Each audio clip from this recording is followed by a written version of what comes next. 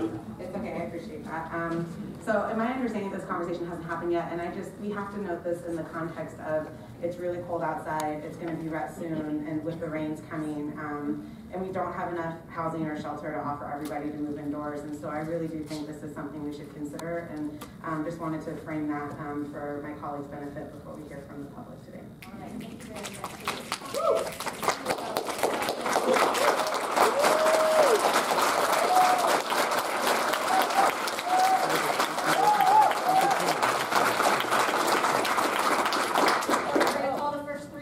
So if you could come forward, and we're going to keep calling him, so you'll want to be able to hear your name. Robert Copeland, David Lorette DeMola, Carly Brandon, Sharon Jones, and we'll start there. All right, ahead, Mr. Copeland. Well, personally, I think you should work with the homeless advocate and the homeless population instead of against them. Council is a failure when it comes to helping the homeless population. And I want to see an audit of all the money being spent, like the $600-some thousand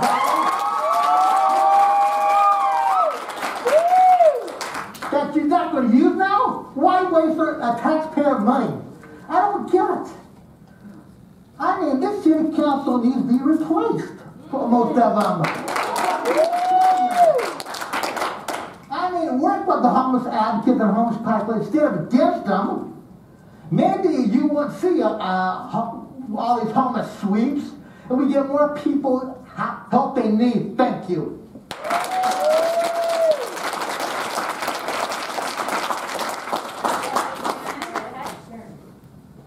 Hi, my name is David Lorette DeMola. Just a few weeks ago, I was honored by the state of Sacramento to be given a resolution from Dr. Richard Pan, state senator, on behalf of my work of poetry in the community.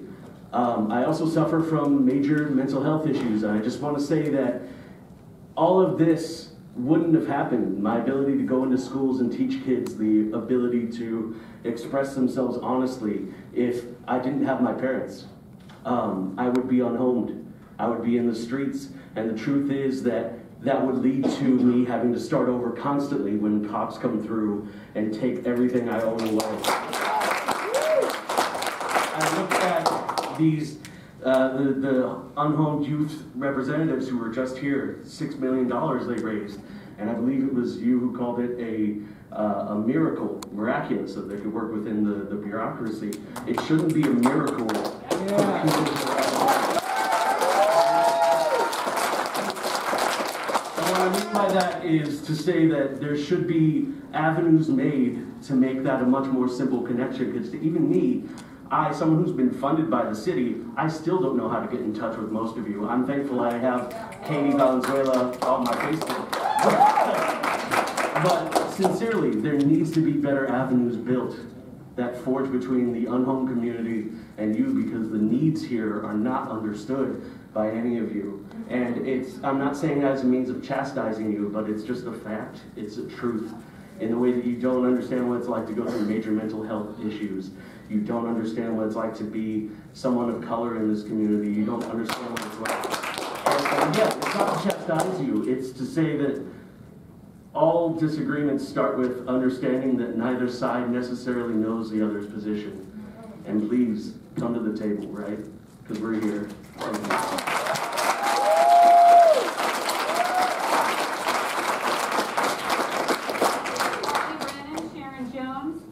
Murphy. Hi, my name is Carly Brannon. My pronouns are they, them, and I'm a resident of District 2, the district that Camp Resolution is in. Since I signed up to talk about item 25, I want to actually talk about that.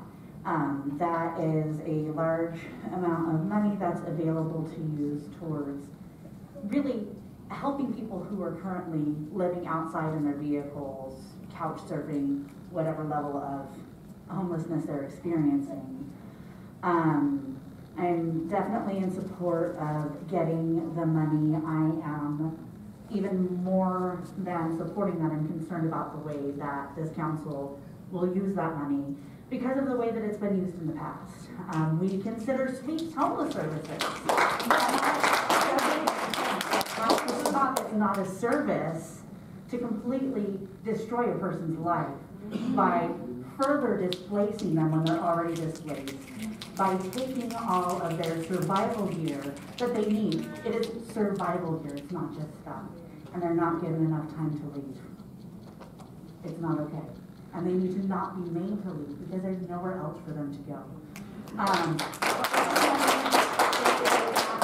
Critical that you, when deciding how to use the money, involve the people who are directly impacted. It is far too often that these decisions are made way high up here by people who are comfortable in their houses that they own, and that's not okay. And are directly impacted. I'll talk more off the agenda.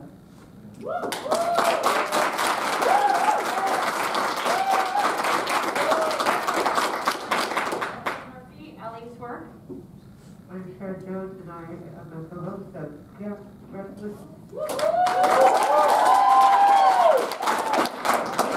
Here deserve a chance. They have worked so hard to be a community, and they deserve this chance.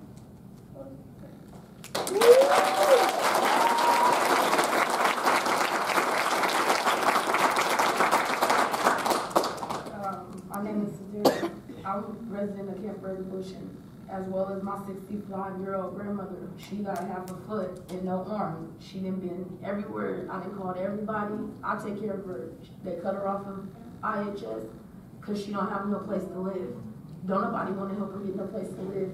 DHL, DOA, whatever their names is or whatever, whoever y'all call, y'all team for that or whatever, they don't help us do nothing. An ID and a bus pass, that's not gonna help me help my grandma. I'm injured myself. I've been shot. You know what I'm saying? By somebody I don't even know for no reason. You know what I mean? Who got off with doing it? I come down here, I get into an accident. You know what I mean? My arm is messed up myself. You know what I mean? She needs constant 24-hour care. I have to pick her up and down every day, all day, with a broke arm myself. And man, 2 camps, because she needs her own space. You know what I mean? Plus change her and do her, I have to help her with everything. I gotta move us. She has a chair, a wheelchair, a potty. All that shit has to go with me. It's just me.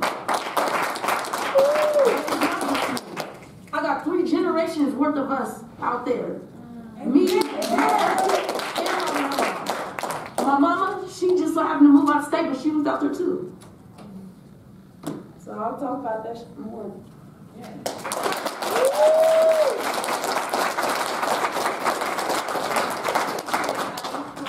Then Valentine Farrow and Nova Quadra. You heard your name. Go ahead and line up in the aisle. Go ahead, Ellie. Hi, yes. So I'm here to speak about the city's plans to sweep Camp Resolution at Arden and Colfax tomorrow. I just wanted to say that when the city did this before and came in and forced everyone out and destroyed all their stuff, I just wanted to say one thing I witnessed happen then, which was a woman had her cats in her trailer, and the tow company came and stole her trailer with all her pets in it. And as her friend was there, ready to drive the trailer away, they refused to let her, even move the trailer with her friend, but she had a way to move it. They refused to let her. They stole her trailer with her pets in it. And that kind of stuff, and much worse, happens every time the city does stuff like this. It's really messed up. This is what you're enabling and authorizing when this happens. So please do not do this. Do not force people to leave their homes for no reason. They're harming no one. They're just living there. They're having and I think that's all I have to say. But.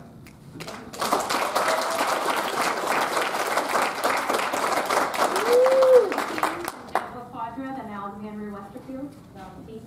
Hello, I'm Valentine Ferrucci. I'm living in District 1, and I've been an advocate with Camp who's been at Camp Resolution before. If you go to Camp Resolution right now, what you're going to see is you're going to see a camp that is ready for the winter. It has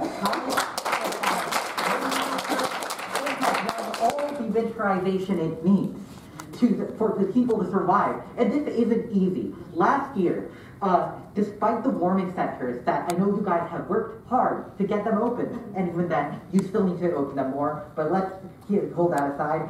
But even then, last year, I remember hearing story after story about another woman who froze to death in her tent. This is not okay. We have a solution that's going to save lives.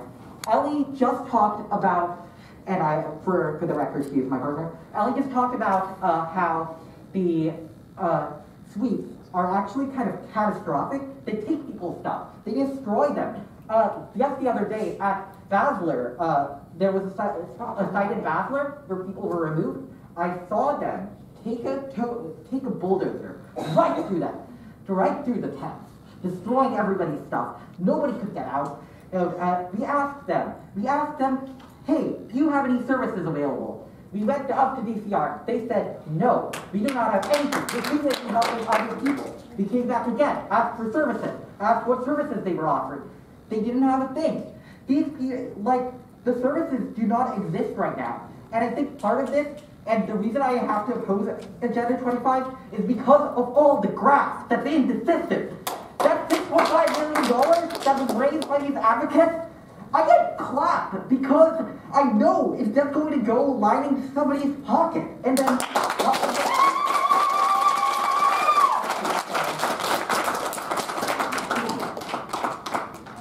Nova, Alexandria, Westerfield, and Sunrise.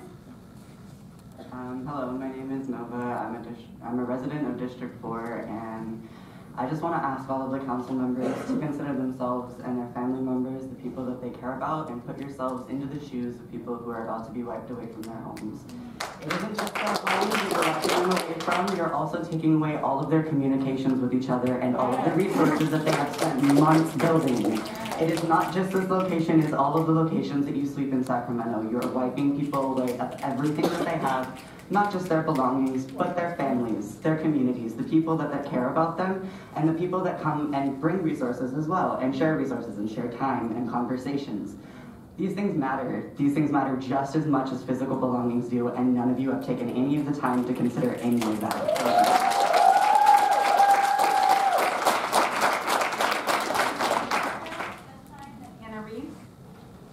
Hello, my name is Alexandra Westerfield from District 5.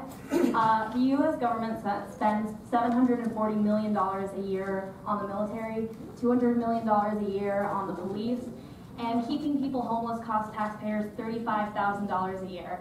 These are people who have worked together in a community, who have spent their time and their energy to make a home for people who have not been saved by all the money that has gone to the military and the police.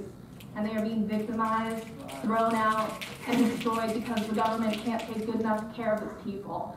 I think that it's a disgrace to send the police after them instead of helping the people who are actually making a difference, despite not having any of the support that the government has pledged towards homelessness. Thank you.